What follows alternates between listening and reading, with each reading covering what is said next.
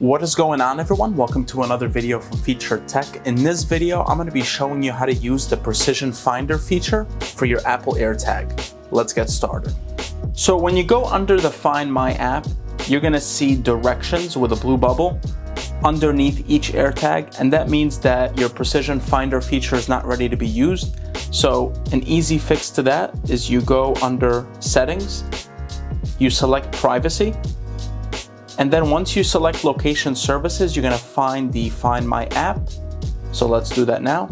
Once you're under the Find My app, you're gonna select while using the app and make sure precise location is on.